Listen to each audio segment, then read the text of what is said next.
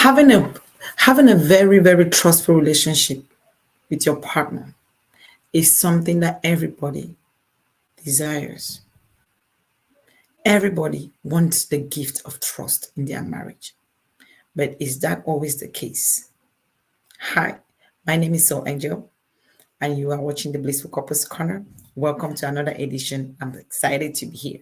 If this is your first time watching us, please do subscribe, because here on this space, we talk about love, relationship, marriages, the issues that we face in our marriages, and how we can solve them.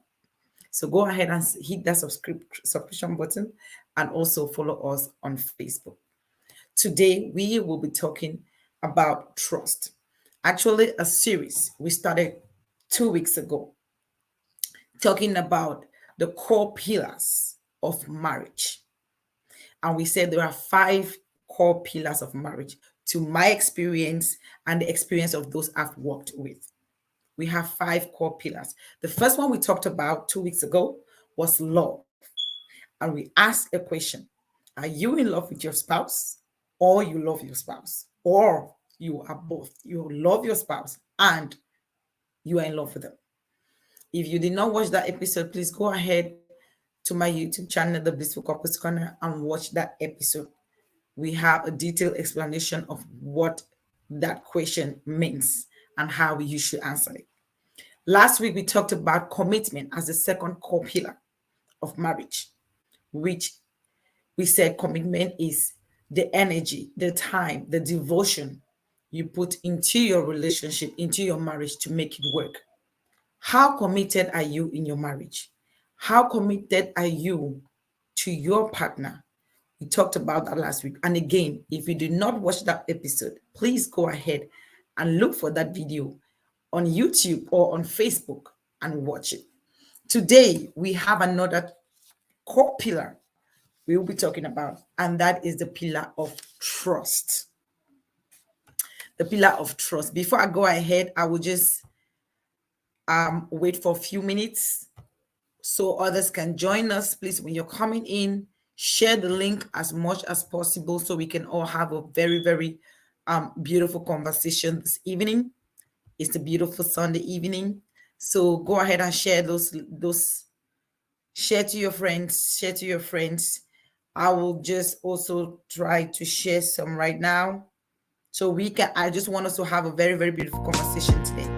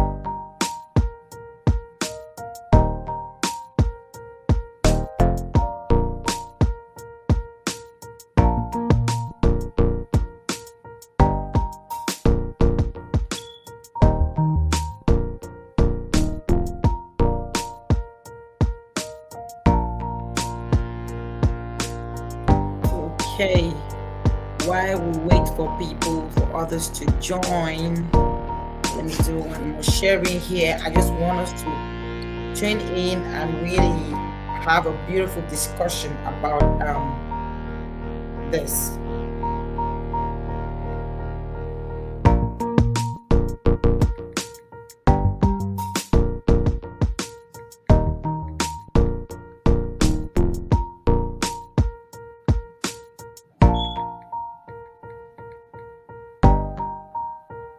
My network may be having a problem today, but we'll see how we can go.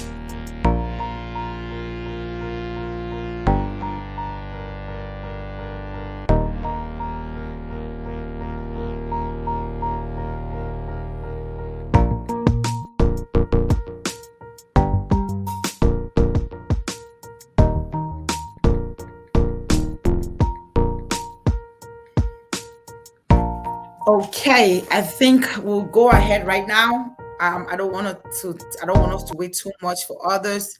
Wherever they join us, they will join us, and we pick it from there. So, tell us where you're watching from, Barbara Mesue. Thank you for watching. Thank you for joining, sis. Please share the link to your friends, your Facebook page, your friends, so we can all have this beautiful conversation today. So, today, like I said from the beginning, we are continuing a series we started 3 weeks ago called The Core Pillars, the 5 pillars of marriage. And I explained in the first episode that a pillar, when you build a house, I'm not a builder, but when you're building a house, when the engineer is building a house, they're usually on the foundation. They're usually pillars after they build the foundation. They're usually pillars that they put to make sure that the house will not collapse. So we have the foundation that has some pillars, and we also have, after the foundation, to bring the house up, the walls up, we need pillars to hold those walls. So we need some pillars in our marriage so that our marriage will not collapse.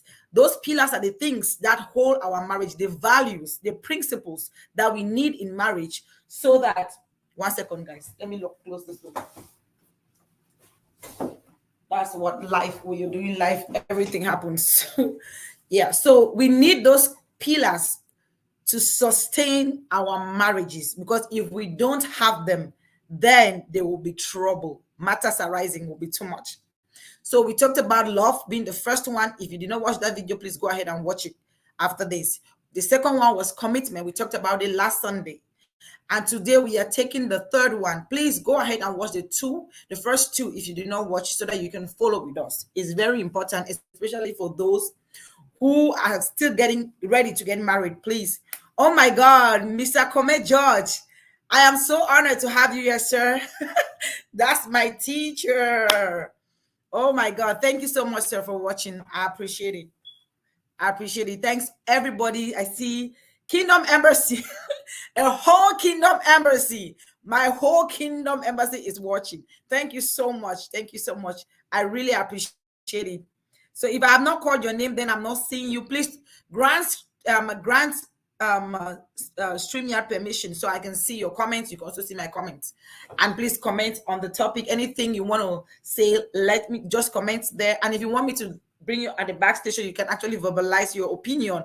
Also, let me know in the comment section and I'll let you in. So today we're talking about trust being the third pillar that we need. Everyone, and I repeat, everybody desires to have a partner, to have a husband, to have a wife that they can trust. When you love each other, it is so beautiful. That's the best gift that you can give. Now, top it up with trust. It is so important for couples to have trust between them. Even in our day-to-day relationship, right? Trust is something that is so important. Most of the time, you hear people saying that the way I trusted this person, the way they stabbed me on the back, I cannot trust them anymore. It is that important because it breaks a lot of things. Before I go in, let me not say let's not say that Solange is saying her own things. Let's go to dictionary, the English. My pastor called it the Englishans. What did the Englishans say about trust? What is trust? The dictionary says that it's a firm belief. Firm means strong. When something is firm, it is strong. So it is firm belief in the reliability, truth, ability, and strength of something or someone. So trusting someone means what? You have the firm assurance. Belief is an assurance. Firm belief, firm assurance, strong assurance that you can rely on that person. You can rely on the fact that the person will be truthful to you, and that you rely on the person's strength. Okay, so that is what trust is a big issue that is so important in marriage. Okay, so let's read Proverbs 10 9. It says, whoever walks in integrity walks securely, but he who makes his ways crooked. Crooked means bend, you are not straight. They don't trust you. You are flippant. Today you say this, tomorrow you say that.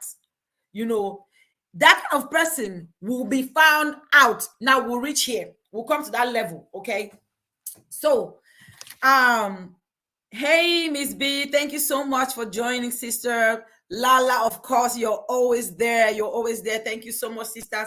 Man, my Christians, my kingdom sisters are here today. So many of them. Thank you so much for joining. So, and if you have any comments, I know you guys have a lot to talk about trust. If you want to say anything on live, please let me know and I'll bring you backstage so you can say something. But put your comments, share, and give me those thumbs up and hearts. Please pump those hearts for me. So I was saying that trust is so important in marriage. Very important in every relationship. But today we are talking about marriage, right? We're talking about marriage. So it is something that is so important. You need to be able to know that I can rely on my husband. I can rely on my wife. At any time, if I need something, I should be able to know that if there is one person in this world that I can rely on, it should be that man. It should be that woman. You need to know that if there is one person that should be truthful to me, that should always tell the truth and not lie, should be that woman, should be that man that I'm married to. If you have one person that you can count on in this life that, hey, he is strong for me, he's always going to be there for me, I do this, it should be that. That is the kind of trust that is what every man or woman desires in a man. Trust, that firm assurance, that firm belief that I can count on you, I can depend on you. That is what everybody wants, aside love, right? Now, do we always have this in our marriages? And the answer is no. We don't always have it for one reason or the other. And that brings me to the next thing that I want to talk about trust today, which is we have 3 levels of trust in marriage, right? In marriage, there are 3 levels of trust. And there's one most important one that covers the rest of it, that if it is broken, it is so difficult to come back. It is so difficult to rebuild that trust. When trust is broken, it's so hard for it to come back. Now, the 3 levels of trust, what are they? Number 1, the first level is fidelity, faithfulness. How faithful are you to your partner? How faithful are you to your spouse? Let me see, come on here. Oh my God, my first lady is here. Thank you so much, first lady, for joining. Okay, I have a question here already. Let me see. What are some things that can break trust in relationship? That we are coming to that. Good question. So I was talking about the 3 levels of trust. The first one, number 1, key, is fidelity, faithfulness. You should be able to trust that your partner will be faithful to you in marriage. That is the level of trust that everybody, even in your day to day, even when people are dating, you see people, some girls will cry here, they are crying, some commit suicide. Why? Because their boyfriends cheated on them. They were unfaithful. They slept with another woman, to make it simple. Right?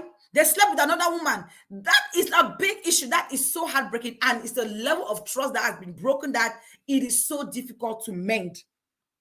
So I should be able to trust that my partner will be faithful to me in marriage. Whether I am looking at him, whether I am watching him, whether he thinks he's alone, because most of the time people do things because they think that nobody's watching, but God is watching. So whether I am watching you, I should not even be worried about watching you. Like some people, some women are always behind their men that, hey, I have to go because I have to keep my eyes on them, because if I don't keep my eyes on them, things can happen. The truth is that the thing will happen even if you keep your eye on them or you don't, because it's a decision that somebody makes to cheat. It's a decision, okay? So that is the number one level, fidelity. How faithful are you to your partner? Are you the one that when you go out, she's not there or he's not there, you are doing something? The promise, the vow that you kept, that you gave, that is only your body, is only for both of you. You are sharing now with another person. How do you trust someone that step out of the relationship? We're coming to that. You know, so faithfulness is a big issue, and it is so important that God even gave a command. If you and I, if you remember the 10 commandments, God talked about adultery. Now, I always like to say that, let people not say that it is Solange talking, okay? Let's read the Bible. Let's go to the Bible and see what the Bible says about this. Now, if you go to Matthew chapter 5, 27 to 28, it says, you have heard. Now, this commandment was given in the Old Testament, okay? Moses brought it to the Israelites. Now, this is a New Testament I'm reading, because you may say, no, that was in the past. But now we are talking about the New Testament. It says what? You have heard that it was said to those of the old, you shall not commit adultery. That was simple, oh. Don't commit adultery. But Jesus is saying here that, but I say to you that whoever looks at a woman to lust for her has already committed adultery with her in his heart. So it is even worse than the one that Moses even gave. If you want to say that was in the Old Testament, it is worse than the one that Moses gave. How do you trust someone that stepped out of the relationship? Yes, I'm coming to that. Okay. Did I put it? Okay. So Jesus is saying that even though Moses has told you that, hey, don't commit adultery. In other words, don't sleep with another woman. Because adultery is for those that are already married. Fornication is for those that are single. Don't sleep with another woman. Don't sleep with another man. But Jesus is telling you that I am not only telling you that you should not sleep with another person, but I'm telling you that you should not even think about it lustfully. Lust means you look at somebody and you desire some sexual pleasure with the person. So I'm saying that don't even look and think something like that. Why am I bringing this? Now, I made a post I think a few weeks ago, and I asked a question. Is sexting, for those who know what is sexting, is typing sexual contents, exchanging sexual text with somebody that is not your partner. I asked the question, is sexting cheating or not? Because, quote unquote, some people, a lot of people, I don't know, they feel like sexting is not cheating. But I say that sexting is cheating because you are already cheating with your mind. You're already cheating with your mind. If I should send a text to you That is the same text that I can send to my husband. It's the same text I can send to my wife, talking about sexuality, talking about, sexual content in the text. That is cheating. That is infidelity. That is unfaithfulness. Okay? So some people who do that, I'm like, and social media has also made it so easy. People sit on social media and they're exchanging sexual content. People who are married and stuff like that. I used to hear those things. I was like, people are crazy. But it happened to me. Recently, I've been receiving a lot of friend requests, a lot on my personal profile. And some of them, when I receive them, before I know it, they're sending me sexual content. And it's so annoying. I had to start blocking people. So when you start, those things are kind of things that you start entertaining them, you are already cheating. So it is so easy for people to cheat these days, because cheating is not only about physical contact. It's not about one night stand anymore. It's not about me and you meet in a hotel anymore. We can text. There is something called online dating. There's something called distance relationship. It can happen. Full-fledged relationship can happen in a distance. So how faithful are you to your partner? How faithful are you to your husband? How faithful are you to your wife? Are you giving excuses that you're just texting? You're not, it's nothing. The person is not here, so it doesn't mean anything. No, it means something. God himself has said that. Jesus said that once you think it in your head, you look at somebody lustfully, you have already committed adultery. So there is nothing that we have to argue about that. So your partner should be able to trust that you will be faithful to them. You will keep your emotions to them, your feelings to them, your body to them. Not walking around sharing Uncle anyhow, sharing Uncle Dick anyhow to people. No. That's cheating. And not walking around using your phone to be doing stuff with it. It is cheating. It is infidelity. It is not right. Okay. So one thing that you want to do is to keep that part of trust in your marriage. Somebody has asked me, how do you trust someone that stepped out on a relationship? So in other words, how do you trust somebody that has cheated on you? If I get it right? Nabi Okwambo. Oh, thank you. If I didn't pronounce your name well, I'm so sorry. I see Conwell. Nabi, thank you so much. Thank you so much for joining. Let us know where you're tuning in from. Where are you calling from? Where are you watching from? Thank you so much. Pump those hearts for me, please. And please put your comments on this topic, okay? Put your comments. All right. So by that, okay, yes. Okay, by that, you mean that how do you trust somebody that has cheated on you? That is a very big topic that we're going to talk on another time. But let me just say something. Now, right, there are a lot of things that when you get married, those temptations will come, right? Those things will come. The question, the answer to this question would depend on the scenario, on how events have happened. It is very possible that somebody can be tempted, right? Even though you don't have to put yourself in that situation, but we are all humans, we can be tempted. If it is something that has happened once, right? And for me, if that person confesses to you and apologizes and you really see sincerely, like I said, this is a topic for another, it's a very broad topic. We're going to have a topic on how to bring back trust in a how to restore broken trust in a relationship. That's going to be something else. But to answer that question, it would depend on the scenario, on the things, circumstances surrounding that situation. Has the person been doing that for a while? Have you guys had that same issue before? Is it a reoccurring something? And you've talked about it's not changing. Now, that will determine now the cause of it. Okay. If it is something that has happened once, like it's something that just happened out of the blues, and the person comes and confesses to you, the first thing, just to give you 2 tips on how you can even want to start rebuilding your trust to that person that you have offended. Number 1 is that you need to start by being transparent. Transparency is the first thing, because most people that cheat, they're always hiding something. They're always fidgeting. There's always something they're hiding. So you have to start by being transparent, and you need to be honest about it.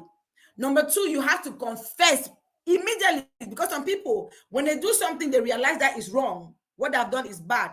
They try ways to start covering it. And by the time you're covering, they say the more if you take one lie to cover another lie, right?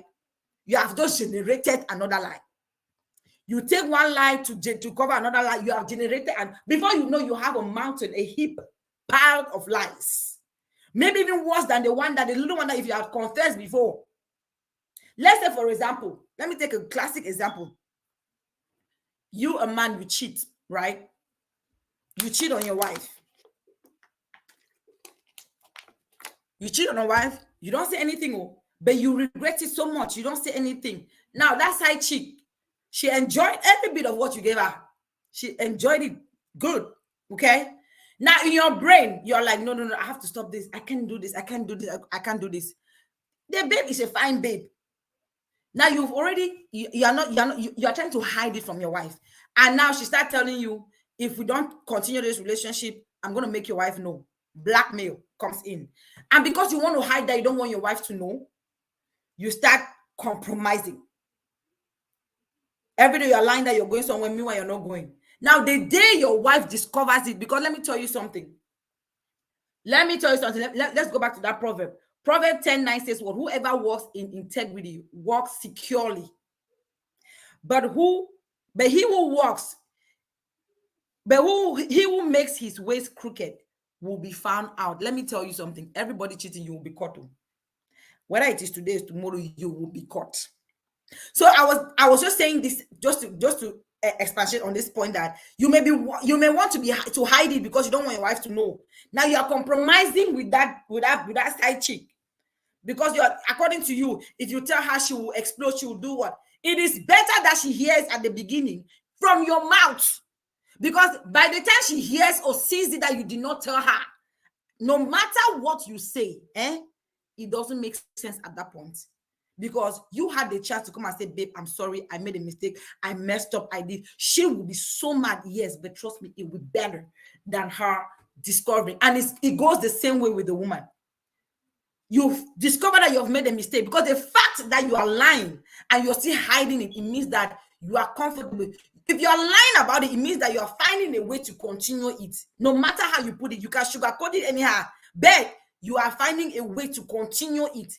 If you don't come and open yourself and say, hey, I'm sorry. Even God said, if you confess your sins to me, I will forgive you. Yes, we are not like God, but as a Christian, you should be able to forgive. But again, we are not Jesus, that you will come and do things 100 and million times and hurt us. We don't have that heart. We are striving to have that heart as humans. So you need to understand that there are things that sometimes it's better to confess, and both of you work things out. You can go for therapy, because that trust is so difficult to come back. But anyway, we're going to talk about it in another time. But the two tips I can give here is that, number one, you have to be transparent. You who cheated, who defaulted, you have to be transparent and try to make ways to make amends. And number two, anything happens, confess immediately. Just say, this has happened, I'm sorry, I messed up. Okay, because it's a very difficult thing to come by. Let me see another question that's here. I love the subject you are treating today. It's so touching. I love the subject we are treating today. It's so touching. Who do you tell those who say a man is by birth promiscuous? No, I will not say a man is by birth promiscuous, right? I know that. Who do you tell? Okay, so Mr. Comment is asking that, what do we say about people who say men are by nature promiscuous, right? I will not say that men are by nature promiscuous, but the one thing is sure is that men are naturally, men act by sight, what they see. They react by what they see. But while women are very emotional, that is why it takes time for a woman to love. And when she does it for real. But a man, because they are so much, they are so much wired to commit lucre, like my husband always say, to commit lucre. They like what they see. They are visual people. Imagine there's so many fine girls in town. So that is the thing that makes them I'll say what? Vulnerable. It makes them vulnerable because they think by what they go by what they see. They are not that emotional like women. Women, we are so emotional. We take our time to love. Men don't have time for that. So I don't agree with the fact that by birth they are promiscuous, right? But they have their own thing. They are wired in a different way. We are emotional beings, while men are visual. They are more visual. A man, let me take for example, right? A woman will see a man here with six packs, looking all fine, tall, is that type of man. They are like, whoo, this man fine, eh? But that is it. Before the emotion, before they will not like, they don't immediately think that, hey, I want to have some of that. But a man, most men will sit, and when they see like that, some people always say they have a third brain. They have a third brain. That the third brain, or whatever brain, I don't know, that their sexuality is a brain of its own, and they have their own normal brain. That's what they say. I don't know about that. So that's to tell you that they react with the visual thing that they see. A man will see a fine woman. By the time they have seen that raw figure eight, if they don't, it's like if they don't get that figure eight, if a man that does not have self-control, that's why a man can follow a woman for 8 years just to sleep with them. And once they sleep with them, if they decide to go, they will go. They will go. So it's not like that they are promiscuous. No, they are women. Women are promiscuous. That women are promiscuous. It's not I will not say it's a biological thing or it's a birth thing. No, it is not. It's just that men have their own way. They are visual. They look at, they follow visual. They follow what their eyes can see. While the women are more emotional. Yes, they see fine things, but if a woman has not come, most women, apart from the few percent that, of course, they have their own way, right? If a woman wants to settle, she's settling for emotions. That's why men can have 20, 50, how many women? Sometimes I even wonder why how some women even have this polygamy home, because it's difficult. But for a man, it's something natural. So I don't agree with the fact that men are naturally promiscuous. No, that is not a true statement. I'm not sure if they did any science on that. I think it's just something because a lot of the things that men, one thing we also have to understand is that men are people that, if a man cheats here, it looks like it's something, society has made it as if it's normal for a man to cheat. Right, so it's normal for a man to cheat, or it's normal for a man to have 2, 3 women. It's okay, but for a woman to do that, it's like a taboo. So I think women tend to hide things. It's not that women don't cheat, but it's difficult to find a woman that is cheating. It's difficult for you to catch them. I would say it like that, because number one, it takes time for them to even get into that level of cheating, and number two, they are very careful. It's kind of very, very, very hidden. But some men take it as pride to have so many girls. Oh, these girls are falling on me. They're all over the place. Especially the ones that have stupid money. They're so stupid. They don't know what to do. That they think that throwing that money all over the place and having these girls all over is a pride. So that is the thing. It's not like women don't cheat. It's just that for men, society has made it like it's more pronounced. But women, it's like in their shell. It's not like they don't cheat; they do cheat. But it's so difficult to catch a woman that cheats, because they know how to play their game. Okay, men, it's easy to catch them. So I don't agree with that one. Another question here. Therese, thank you, sis, for joining. Thank you so much. I think I have another question here. Anything that happens in the dark will come out in the light. Exactly, my sister. So no matter how you cheat, okay, one day it's gonna come out. It's gonna come out to the light. That's very true. What's the Daniel Achinko saying? When you say women would just appreciate and not connect, as in a general statement or an African culture, because women who have appreciated the current culture also reach out to men. No. Of course, women. What Daniel is trying to ask is that when I say that they can see and appreciate, right? without approaching. That's not the sense that I was talking about. Women right now, even the ones in Africa, they approach men. Now that's if they like the person, they approach the person, right? But I was talking in the context that a woman takes time to build that emotional connectivity with you. That's why I said that there's that percentage that they can just see and just forge, just like a man. A man can go. Most men, if you want to look at it, most men will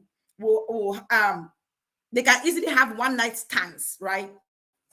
But if you look at the percentage, not like women don't have, but looking at the percentage, men will have more because what they like to feed their fantasies.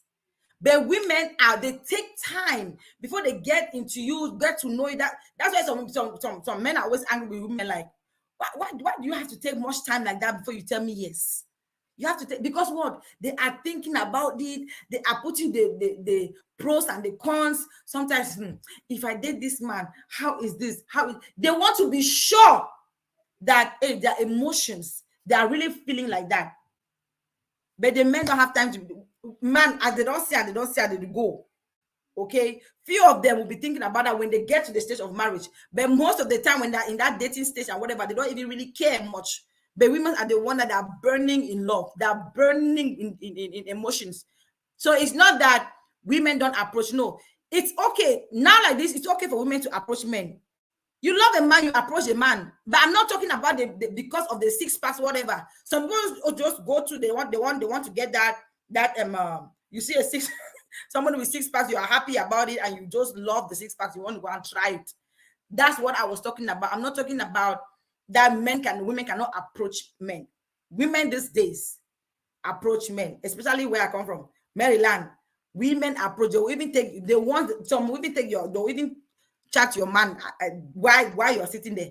So you have to be very careful. People should not even say women don't do that. No, women approach men these days. We are talking about the fact that women are more emotional than men. Even in the house, even when you get married, the differences are clear. Women like more petting, they like more time, quality time. But men, if you look at it, they don't really care. They have their own things that they like. While we are dying emotional things, some men, they have their own things that they like. Their focus is, how do I make this house grow? What are the things that we need financial wise? What are we going to do? But while the woman is there with the emotional side, so it brings in that balance. Okay. So let's not be fooling ourselves that women don't approach. Please, women approach you. If you see a guy that is fine, and you have feelings with the guy, it's okay to approach now. It's like these days, it's okay to approach. For those who have the liver to approach, me, I cannot. Not in my world, even in my next life. I want to feel like I'm that. I want to feel important. I don't know about you, but I want to feel special. She said, oh, my friend is here, my sister. Thank you for joining. Why is it difficult to catch a cheating woman? Because they know how to play their cards. Like I said, the reason is it's difficult to catch a woman who is cheating because, number one, if a woman is cheating, if you look at it deep inside, most of the time, they don't really want it, but it's just something must have happened. That's a discussion for another day. But the thing is that they take their time to cheat. And trust me, if a woman cheats and falls in love with that person, you are married to that marriage may be crumbling. That marriage may crumble. If your wife falls in love with another person outside, you are in trouble. You're in trouble. They don't do that. And usually, something must have happened for that to move, for that to transpire. So, and we are talking about love here, right? We're not talking about one crazy fantasy that, like, men can have 20, 30 women out there that are sleeping with aside their wives. But it's difficult to have women that will do that they are married. Because a woman thinks about just the fact that you have to lay on my body. I have to be sharing with other people like that. Don't get me wrong, there are women that do that. But we're talking about vast majority now. Because they are so emotional. So it's even difficult for them to be sharing How can you share emotions with how many people? It's difficult, right? So it's not like, so that's the reason why sometimes they already know that society will judge them. That's one thing. Society judges a lot of women, like women in a, I'll say sometimes they're not being fair. Okay. Sometimes they're not, society is not fair on women because some things is norm for men to do, but when women do it, it's a problem. So that's the reason. So they hide it. But a man is a pride, you know. They're just, oh, boss don't come. They get in the nightclub. Oh, the boss is here. The boss is here. Oh, chief, Igwe, Igwe. And all those naked girls are passing. And he's just showering money. And that's pride. A grown-ass married man with kids. And you think it's fun. It's not fun. You are being stupid. Mr. Comment said, hope Maryland girls will not fall. The Maryland girls, I'm a Maryland girl. Oh. I'm a Maryland girl. So if they follow me, no problem. I don't have any problem with that. So, but I'm just saying that it happens everywhere. If you are a woman and you see a guy that you like, why not approach? Some people, it's okay for you to approach a man, just like it's okay for a man to approach you. So if it happens that both of you like each other, why not? Some people have married their spouses like that, their husbands like that. They were the one who approached them. And right nowadays, women are proposing. Baby, will you marry me with a ring? I don't know why I don't know. They propose with men.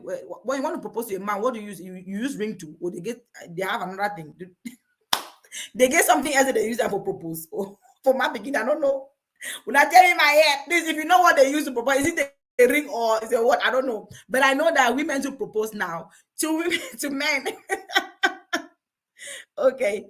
Dr. Anna, thank you, my sister. I must feel special all the time. Okay. I don't know about you, but there are certain things that I need to feel special. Just the fact that somebody comes, approaches me and talks to me, or about how pretty I look, or they want to get to know me more. How do you feel about it? I think it's a good feeling. Well, that's me. I don't know about you, but that's me. Even in my next life, I will not approach a man and ask them out. No, you have to approach me. Let me know. I know that somebody is saying that now. So, what is your take on women proposing to men? Hey, somebody asked me. Well, my take on women proposing to men, right? I don't see that as any problem. I don't see that as any problem at all, because society has changed.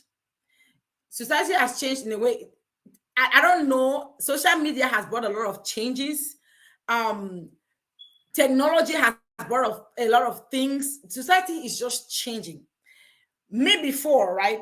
In my own concept, I would say I don't think it's right for a woman to propose to a man.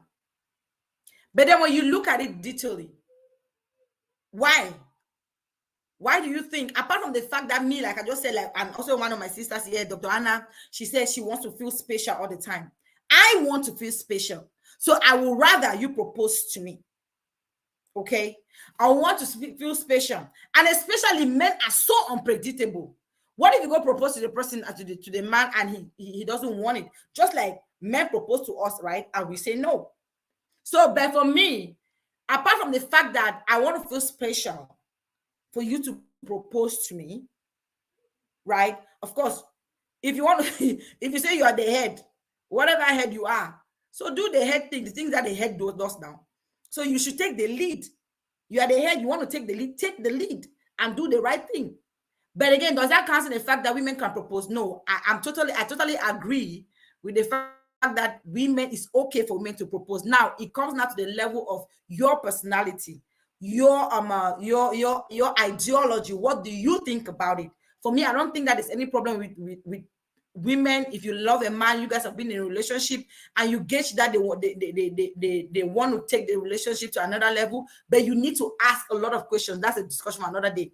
Ask a lot of questions. You need to be sure that you are not pressuring that man to get into marriage, because trust me, when a man is ready to get married, they will propose. If a guy is ready for marriage, they will not waste time. They will let you know. So you have to be sure that they're ready for marriage, physically, emotionally, financially, spiritually. Then before you make that move, you know. So, but for me, I would say my take on that is that it's normal. It's okay. Given the society where we are right now, it's totally fine. But now, bringing that to your level, it depends all on what your ideology, how you perceive things. What does it mean to you? For me, I will never propose to a man. That is me. But is it okay to propose to a man? It's totally fine. Okay. Minister Babs, welcome, ma. Thanks for joining. Okay. Be waiting for me. Dr. Daniel said, be waiting for man to approach now and stay in church praying. Grass go grow for your foot. Grass will not grow for our foot. Oh. No, listen. We have to. Hey. Daniel Chico, I don't understand what you're talking about, but listen, we are not saying that we should wait for a man. I've just said here that if you like somebody, approach the person, but you got to be careful because listen, it's not the women that have the problem. It is society, the way society will take it. Let me tell you something. There was one time I grew up with boys, right? My sibling, I was surrounded with boys. My cousins, my family is a family of boys. I was basically the only girl in my family for over how many years when my junior sister of blessed memory was born. Okay, so and she died. So I grew up among guys. Let me tell you the ideas of how men reason when a woman approach them. We always say that why women not approach men, but the idea that men have, the idea they have in their head is that when a woman approaches you, she's cheap. So before you do these things that they are saying that do, be sure of what they are thinking.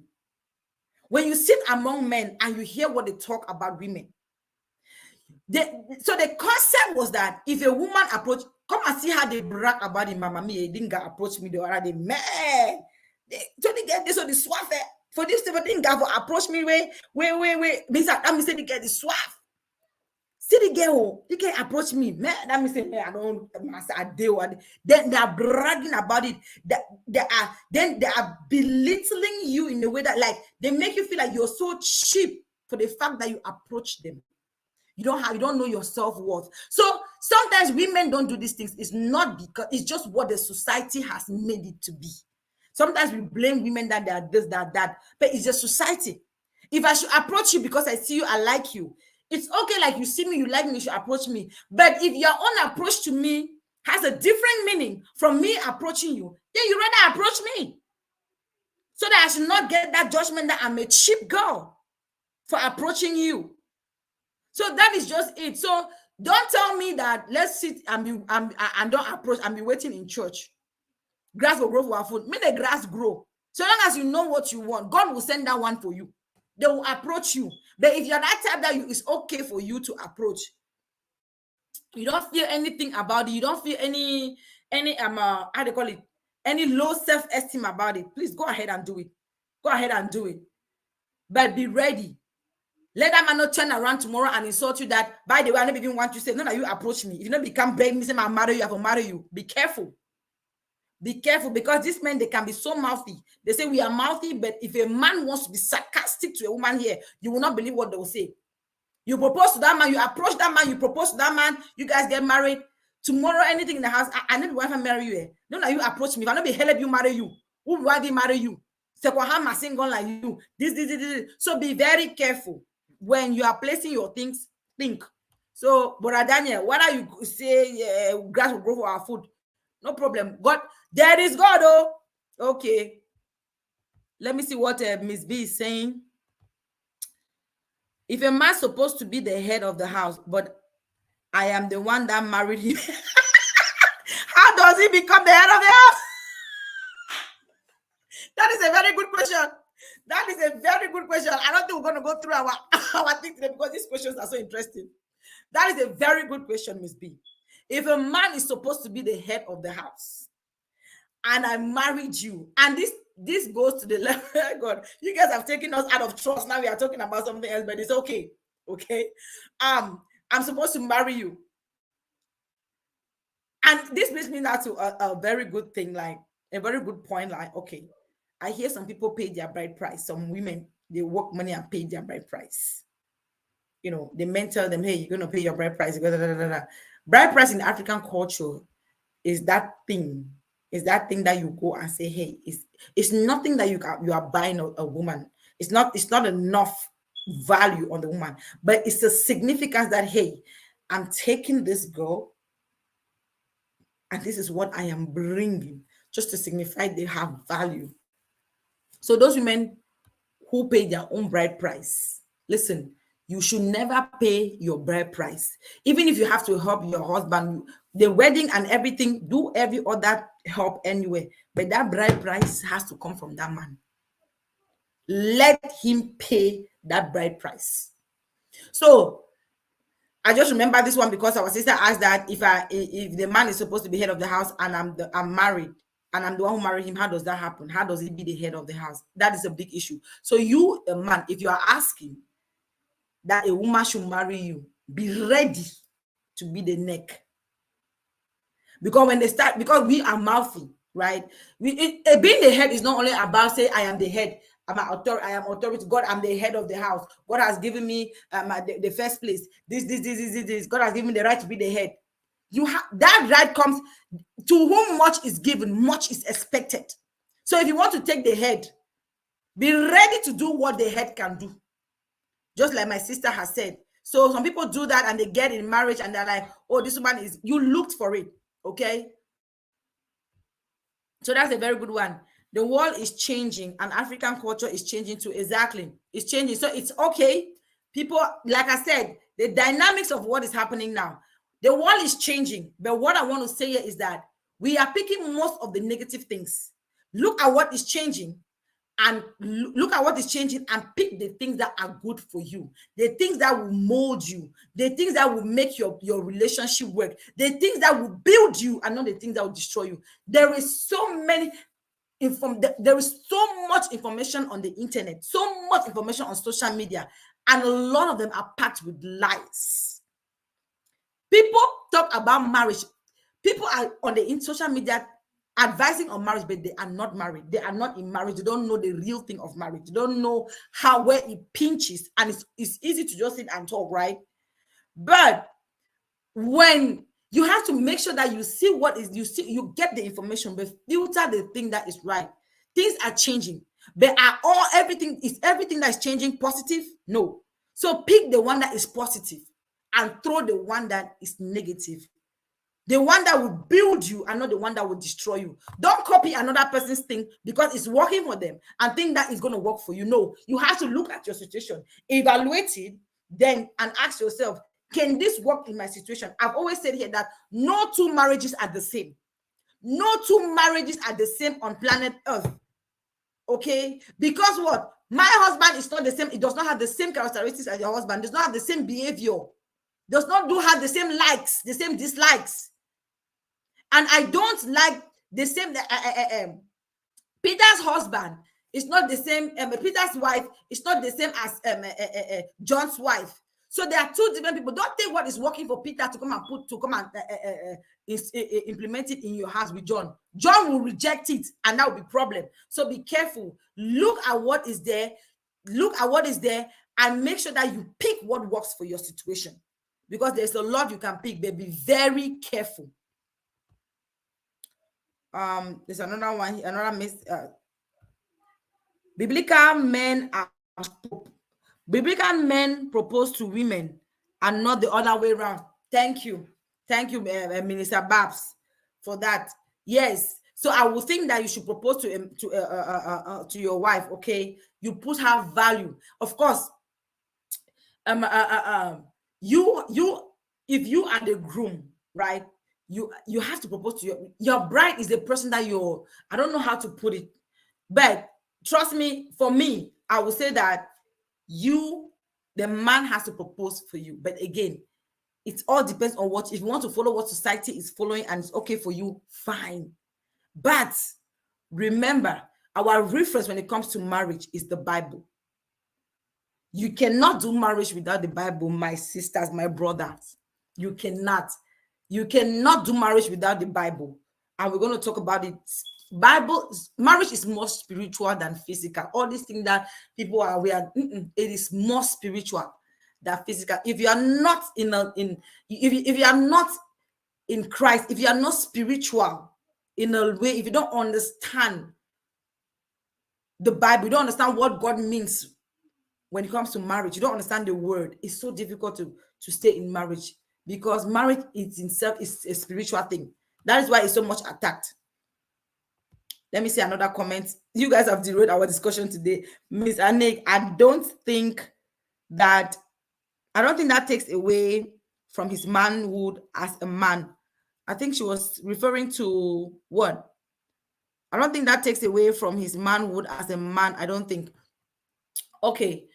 I think what Dr. Hannah is trying to say here is that I think Miss Anik made a comment that how do you expect, they say the men say that the head of the house, and if you allow a man to marry you, how do you expect to be the head of the house? And I think this answer is referring to that it doesn't matter that even if you are the one who pays the bride price, or if you're the one who proposes, it doesn't take your manhood. Your manhood is your manhood, but let me tell you, what manhood comes with responsibility. That is why men get married, not boys. Boys don't get married, men get married. If a boy gets married, there will be problem. That is why you need to be a grown man to get married, and not only grown physically, but you're mentally. You have to be ready, spiritually, physically, in every aspect, mentally. Some people are grown men in size and age, but in the brain, they are still boys. Boys don't get married. Men get married. So, in as much as you will say that it doesn't take away from your manhood, manhood comes with a lot of responsibility. It's not the fact that you have you. Let me not be sarcastic, but it's not. Manhood does not mean that you are grown and you're able to sleep with a woman and have children. You have something in between your leg. That does not make you a man. It comes with responsibilities, okay? What are your responsibilities? If I should propose to you, I get married to you, I'm providing for you. What is your role as a man? What is that manhood in it? The Bible says that a man who does not provide for his family is worse than an infidel. So what is your manhood in it? So if I should propose, let's say, for example, that I propose and we come in the house and you take your responsibility as a man and you start doing stuff. But the thing is that in the society that we are right now, some people take that as pride, just like I was saying here. Some people take it as pride. A woman has approached you, the woman has proposed to you. That woman marry me, say they use it against the woman. Now, if it's genuine, if there's genuine love between you both, it's fine. You guys work things out. But most of the time, it turns the other way around. That's why so many women are scared to even propose. Some women will gladly propose to men. But the thing is that I always say in pidgin, when child on bad, when things get sour, they start throwing slants that I didn't even want this. I didn't want this. You did it after you proposed to me. After I was not ready. You know, some people think that they're doing they're doing the woman a favor to marry them. Even to the extent that when they propose to you, they are still proposing to you as if they're doing you a favor. There was a time that I got so angry when I heard about one of my friends having been proposed to, and the man proposed in a very sarcastic way. When I listen to that video up to today, when I think about it, I am bubbling inside. Like, if I was the one, I cannot accept that kind of proposal. You are proposing, but you are so bragging as if you are doing the woman a favor. No, this thing is two. It takes two to tangle. Because if one person is in need and the other person is not, it's not going to work. I don't care whether you do a wedding of $1 million. It's just going to be that ceremony. The real thing is in the house.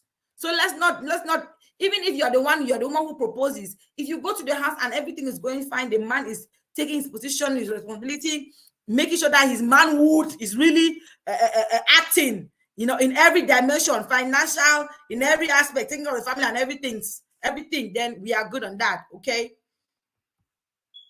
It doesn't take away from your man.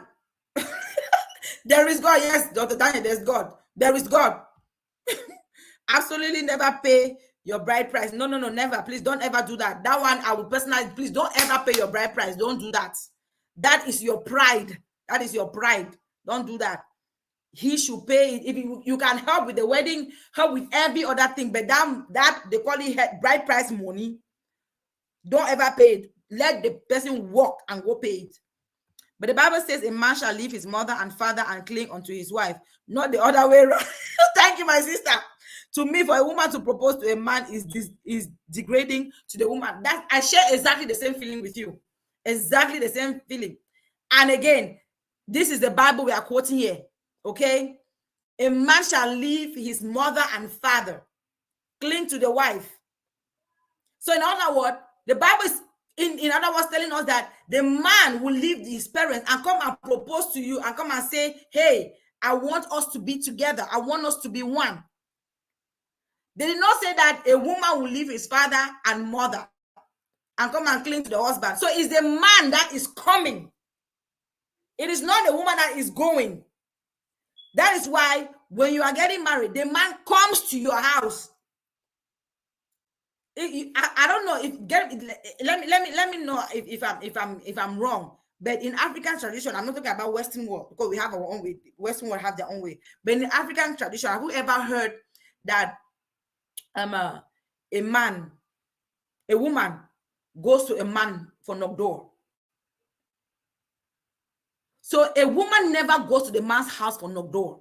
It's always the other way around. The man comes with his family and say, hey, we have seen a very beautiful flower. We have seen a pear tree. My uncle that I remember the day they were doing, my uncle said, this pear that you guys have come to harvest, the pear is so expensive. And the way this pear is, if I should hear that this pear has changed and it's not looking good, if anything should happen, the pear should be looking brighter. Because the day I hear that my pear is rotten, I am coming for you guys. It's not the other way round. So thank you so much, Minister Barbara, for that one. That's another powerful scripture that should be able to explain. It's just that, like I said, society is changing things. And I've said here that, please, in as much as society is changing, look for the one that is good and stick to it. It's not everything that you see on the internet that you should do. No. So that's a very clear one from the Bible. Thank you very much, Babs. We have another comment here. What is biblical men? Dr. Daniel said, what is biblical men? I feel that she was just talking about Christian men. Okay, another comment here. As children of God, we pray God leads and direct us through these changes in the world. That is why the Bible should be our guide. Absolutely. The Bible should be our guide. Our guide, because there's so many things. This Bible should be our guide.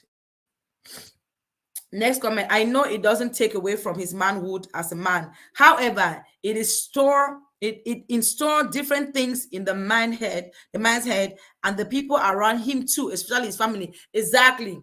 That's just what we are saying. How does the family perceive it? How does he even perceive it? They'll be like, after now you pay a bride price. Do my desperate day. Do my surely don't wait to day. Wait no day. You don't just candy. So it's all about value. And again, we have seen it from the Bible. A man, not a woman, a man will leave his mother and father. And in African tradition, please tell me if I'm wrong. Maybe it's only in Cameroon. If you're from another country, let me know. Do women go to men's house for knock door, or men come to women's house for knock door? Me, I've always known that a man will bring his family. Sometimes they'll even come to the parents will tell you that no, you both should go. My daughter has not told me anything that you're coming. When she talks to me, the people can come. They even drive them. Those fun things. So I don't know. So for me, normally a man should be the one to do those things and not the other way around. Man who comes with responsibility. Very true. Hey, Brahilda, thanks for joining. Thanks for watching, Mama. Man who comes with a lot of responsibility, like I said, it's not only about you having that thing between your legs. You think that you're a man and it's all over the place. You think you can sleep with a woman and then have children. No, it comes with responsibility. Responsibility. You should be able to take care of your family in every aspect. Not only about tumorization. Don't only go and be tumoring. I think that your manhood is in action. No. There are people that don't have that thing, but are doing more. So the fact that you have that thing and you can tumor, it doesn't mean that that's the end of it. So please, we have responsibilities as a man. You think that you're a man, take your responsibilities and do your man's job. I have a daughter who always say this is a man's job. So do your man's job. Thank you so much for joining, Miss Brunhilda. I cannot blame the men and women at the. I cannot blame the men and women at the cross. Can you explain that, Mami Pastor? Can you explain that? I don't understand the question. Some men get married for the wrong reasons, such as peer pressure or family pressure, and the victim is a wife. So women who are still to go in, shine your eyes. Thank you, my sister. Yes, Giselle is saying that so many men get married for the wrong reasons, and it's likewise the women. So many people get married for the wrong reasons these days. So please shine your eyes, because it tends to be that if you get married for a particular reason, and when you get to that marriage, and that reason that you got married to stops, let's say you got married because this man had a very fine body, 6 packs. Then God forbid the person gets in an accident and is deformed. Ask yourself if you're going to be able to deal with that situation. So when you want to get into marriage has its ways, its twists, turns, ups and downs. It can go in any direction. You can never know. So you should be ready. That's why I say marriage is not for boys. It's not for girls. It's for women and it's for men. Men in the head and men and women in the head. Not women in the body, then girls in the head, or men in the body and boys in the head. No, you should be mature. You should be ready spiritually, physically, mentally, financially, all the tallies. If I should put it that way, be ready with all the tallies, because, like my sister said, you get married for the wrong reason. You go young ma inside married.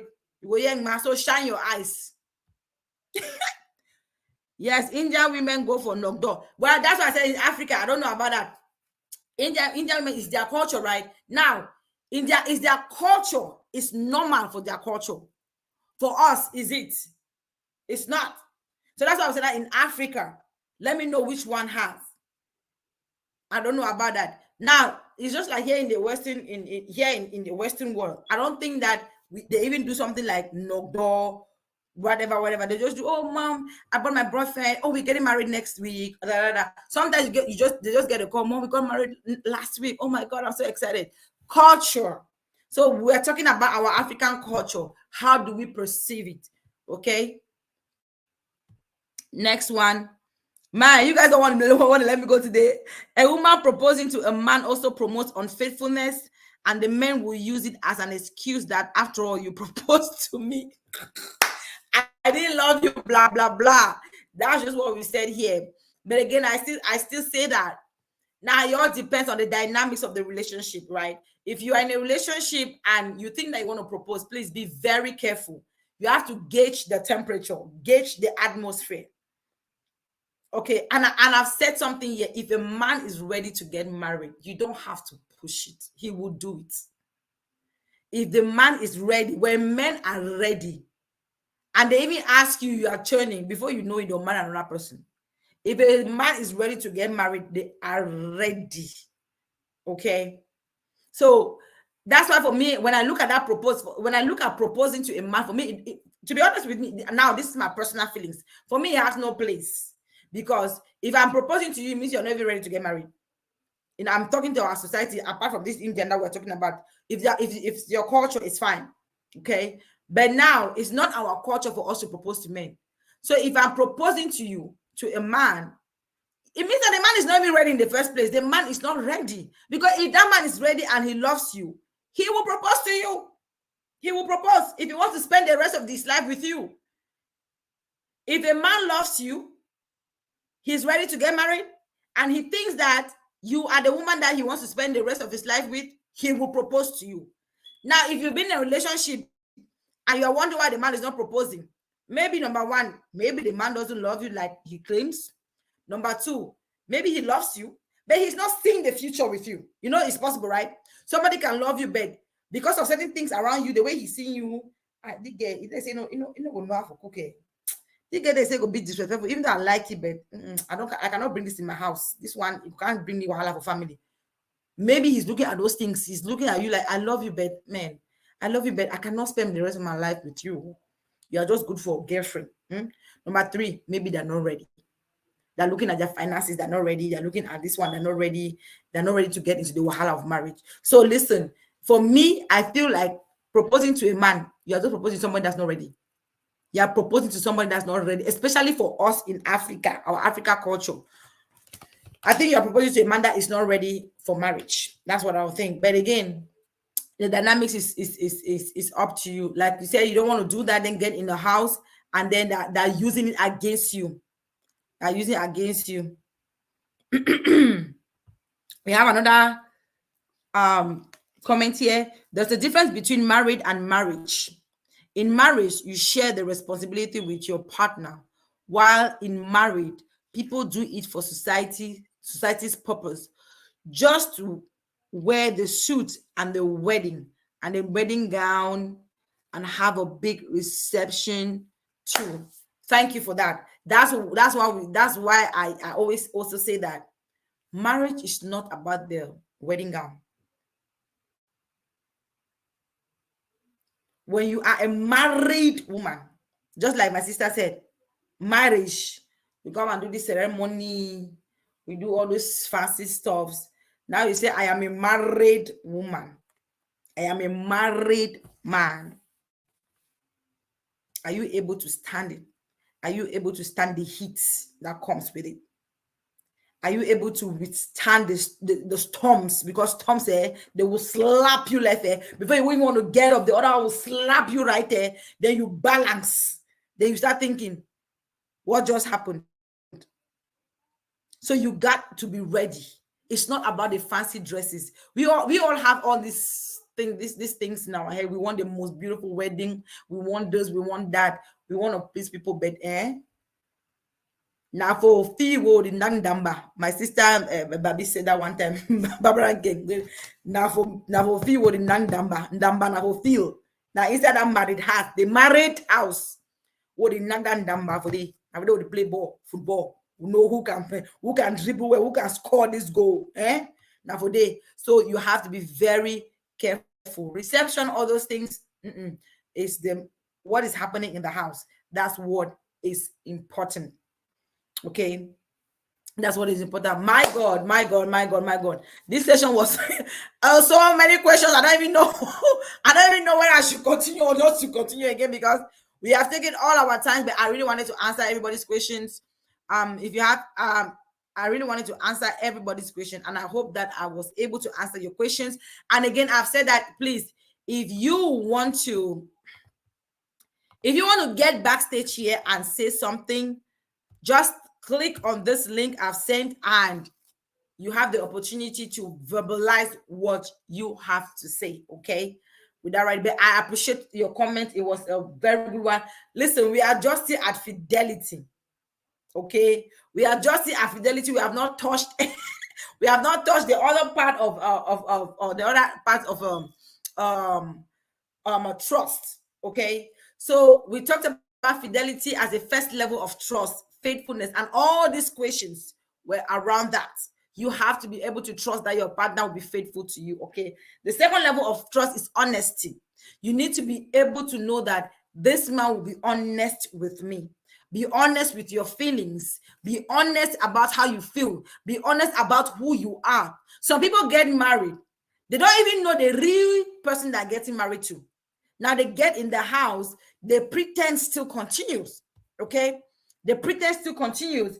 They fail to be honest with certain things. They fail to be honest with that. Now there is something, being honest, right? I always talk here about something that open, honest conversation. That is when you sit down and you say, hey, I want us to face reality. I want us to be truthful. You should be able to have honest conversations with your partner. You should be able to express your feelings honestly, because number one, if you are pretending, if you are not honest, I will not be able to know exactly how I can help. Let's say, for example, I do something wrong to you. You are very angry, but you're not honest to me that you're angry. You don't express your feeling. You are hiding it. You don't want to say it. You don't want to listen. I will not be able to. There will be problem. So be honest. Honesty is very good. Honesty is like be truthful. Be truthful. That's what people should be able to explain your feelings. Be able to explain. Be who you are. Don't lie. Don't try to imitate another person. Don't try to, just be yourself. So be faithful and be honest. Don't be lying carelessly. Don't be pretending that you are this person, meanwhile you are not. Some people live in the house. You are married with somebody for. I heard a story one time. Somebody was married. Somebody had two houses, two families. I think one was in Texas and the other one was in Florida. And the two women did not know. That is living a double life. That is the highest order of dishonesty. Coupled with unfaithfulness. I don't even know whether he's unfaithful now to which one. Which one was first? I don't even know. Because he's living double life. A whole full-fledged family there, they know it's only that he's working in Texas. This other one, full-fledged family in Texas, they know that he's working in Florida. So it's a lot. It's a lot. So you should be able to know that, to trust that my partner is honest. He's telling me the truth. He's honest with his feelings. He's honest with his finances. It doesn't only end there. Or be honesty with your finances, honesty with your feelings, honesty with everything of yours, honesty with everything. Be honest. The next level of trust is behavior. Now, let me touch a little bit about this honesty thing. There are certain times someone will ask me, but most men always say, well, sometimes I lie because I don't know how she's going to react if I tell her the truth. Well, if you feel that you don't know how she's going to react if you tell her the truth, then it means that there's a problem here. You guys need to have a conversation on the reactions and on stuff. Because sometimes truly people are afraid to tell the truth because they don't know how their partners will react. But that's something that you should be able to sit down with your partner and say, hey, babe, most of the time I cannot tell you the truth because I don't know how you're going to react. For example, you may have if you're a woman and you have some people have these men that they don't want them to go anywhere. You have friends that maybe they're going out for a dinner date, a dinner group of friends, just say, okay, let's go out for dinner, let's just unwind. But you know that your husband will not let you go. So what do? You have this your one good friend that you know that every time you call that person's name, your husband will allow you to go. Or you lie that I'm going to mom's house. I'll be there. I have an appointment. I have to go help mom to do something. Then your spouse now discovers that you did not lie. You did not speak the truth. You lied when you went to a dinner. Now, you did not tell them because you knew they were going to refuse. So those are conversations that you should have with your partner and tell them that, hey, babe, so honestly, I want to be open and honest with you. I don't want to be lying to you when I want to do things because you will not let me do them. So have that conversation because truly some people lie because of who their partner is. There's no need for that. Have a conversation. Worst case scenario, even if they're going to get angry, tell the truth, because once you start lying that you're going somewhere, you're going to your mother's house, then you go for dinner, something happens there, it's a whole different thing. Everything will fall back on you. So be honest about it. And if you think that there is something that you are not being honest about, or there are things that you're being honest about because of your partner's reaction towards certain things, then I think it's a proper time for you guys to have a conversation and see how you can fix that. That's an issue that you have to fix. It's a different thing you have to fix. The next level is behavior. How do you behave? I should trust the way you behave towards me. Do you respect me? Do you appreciate me? Do you respect my feelings? Do you meet my needs? And when I say need, every needs, whether sexually, whether financially, whether whatever, in support, you have to be supportive. You have to be there for each other. So in your behavior, I have to trust that you'll be there for me. I have to trust that you are for me. I have to trust that you are proud of me. You respect me. I have to trust that when you go out there, you are not misbehaving. I have to trust your behavior when you are out of my sight. If there is no trust, then there's problem. So those are the 3 levels of trust. First one is fidelity, that's faithfulness. The second is being honest. And the third is your behavior, trust in your behavior. So those are the three levels that we have to look at. But the one that covers everything is faithfulness, fidelity. If you are not faithful, nothing. A broken trust is so difficult to come back. And when there is no trust in a relationship, my God, it's like a foundation that has broken. It's like a foundation that has broken, because there are people that love their partner so much, but they are not at that position of trusting them again because of the trust that they had that had been broken. How do you restore the trust? That's a topic for another day. How do we restore a broken trust in a relationship? That will be another discussion for another day. So we're going to end here for today.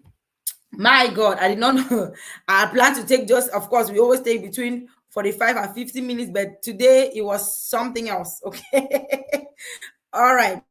What in the case that you are in courtship with your partner and you have a child or children, but neither of you mention it to each other? That's a problem. That's a big problem. That is a big, big problem that you have to. It's not even something that you hi Sister Pam, thanks for joining Mama. So this issue, right, this is something that I will say you meet. These are the things that I say you should have conversation. You should not even get into marriage when you have not been honest that you have a child. If I understand your question, where is that you are in a courtship with your partner and you have a child, but neither of you mention it to each other. That is a no. Why won't you mention it? And you come, are you saying that you come and discover it in marriage, that you have children? Oh my God. It should not even happen. It should not even happen, because that's already, listen, blended family is another topic we're going to talk about. It has a lot of dynamics that, my God, listen, if you have a child and you are getting in a courtship, one of those days that you guys have been, don't even let it go to. Those are the things that I say to me when you start having those first dinner dates, or let me get to know you. They get to know you stage. That is when you have to spill the beans. They get to know you stage. We have a dinner. Can we have a dinner? So I just get to know you more. Baby, that is when that get to know you more. That's when you have to be spilling that beans. Now, let's say you're afraid that, oh, that may make the person to go away. I give you credit for that. But this is a prerequisite for you to even think about getting into marriage. Because if you get into marriage that you did not talk about that, both of you come with your two children, there will be a problem. Because the reason you should talk about it is that dynamics. If we have these two children and we want to come together, so that's going to be a blended family. How do we go about it? What are some boundaries we need to set? What are some things that we need to say? What are some things that we need to make these kids understand? Listen, it's a lot. You don't want to make that mistake. If you are in a relationship and you are thinking of getting married, even if you're not thinking of getting married, that get to know you stage, when you guys date, you have to know. You have to tell them. It's not something that you should hide. No. That's a no thing. Okay. It's not even a topic of discussion that should I tell or should I not tell. No, the answer is you must tell. Now, it depends on when you want to tell, but don't wait until they propose before you say, honey, I forgot to tell you that I had a child. And now when they break the engagement, you say that he did not love me just because I told them that I had a child. Listen, having a child is a big issue. Marriages are broken because of children that are brought into the family, into the marriage, blended family. So it's not an easy thing. Okay, so we have to really think about that. It's a topic. It's a very sensitive topic that you and your boyfriend, whoever you're dating at that time, you guys have to sit down, talk about it, get their feelings, be honest about it, get their feelings about it, and go from there. I don't know. I made a video last. One of the people I canceled, one of the ladies I canceled, and she had a problem because she called me and she was literally crying that her husband just told her that her children is not he has nothing to do with his children, with her children, and he doesn't want to stay under the same roof with the children. But what I told her is that you missed the mark. These are the things that you were supposed to discuss before you ever got married. But you were carried away. You didn't discuss these things. Whether it is 1, 2, 3 kids, you need to talk about it and have an honest opinion, conversation with it, so that you know where they're going. At this time now, you can tell them, but well, that was not the agreement. We had agreed that these kids will live with us. But right now, what do you want to tell the person? You never had that conversation. So you have nothing to say. So those things are very important that we talk about. Please, let's talk about those things. They are so important. Talk about it. Don't miss that out. Okay. Yeah. That is a very big thing that you don't miss that out, please. If you cannot say it in the first 3 months of your relationship, you're thinking that, oh, if I'm scared that if I say it, they'll run away. Don't go too deep in the relationship without telling them, because that may be a deal breaker for somebody and you will be hurt. That may be a deal breaker for somebody. Some people have vowed that they will never date a woman with children. Some have vowed that they'll never date a man with children. So it may be somebody's deal breaker. I don't know if you are dealing with that kind of person. So earlier on in the relationship, when you guys are getting along in the relationship, it should not be more than 3 months when you're getting along and seeing that the relationship is really becoming really tight. Please find a way to say it, so that if it is something that they're not comfortable with, they tell you and you know how you're proceeding. You don't want to get shocked. You don't want to be hurt at the end of the day. You will be so hurt at the end of the day. Just like this girl was so hurt because of those words from her husband. So it is not easy. Remember, it's your child you're talking about, telling you that you cannot live with your child under the same roof with the man that you're married to, and your kids are minors. So what do you want to do? What do you want me to do? That's a therapy for divorce, So you don't want to get yourself in that situation. Yeah. Wow. This was a powerful session. I want to thank all of you. Auntie Pam, thank you so much for joining, sis. That's my sister-in-law. Thank you so much for joining. Barbara Monsieur, thank you, sis. Thank you so much. Sister Lala, Miss B, my mommy pastor, Minister King, Daniel Achinko, my beloved Giselle. Thank you so much, Brunhilda. Thank you so much, Mr. Kome. I thank you so much for joining. Dr. Hannah, everybody who joined. If I did not call your name, know that I love you so much. Oh, my sister Therese, thank you so much for joining, Mama. I really appreciate. And we have Norel joining. So thank you so much. If I didn't call your name, know that I love you. I love you. I love you. I love you all so much. This was a powerful session. And again, I just want to take the time to say, please, if you have not yet bought your ticket for the Blissful Couples Corner retreat, Valentine's Gala coming up, please do so. We are 13, is it 12? 12 days away from the day. We have tons of activities for couples and for singles. So please come and have fun. Come and have fun. The most important thing that evening is for us to have fun. And we're going to have some serious tips like this. Serious open or have questions and answer sessions too. So please come that day for fun. There will be music, live music. We have Peter Jericho for live music. We have food, drinks, marriage advice, relationship tips. We have prizes, okay? We have gifts that we give away. We have couples games and matchmaking games for singles who want to participate, and there will be a reward. The winner will get out.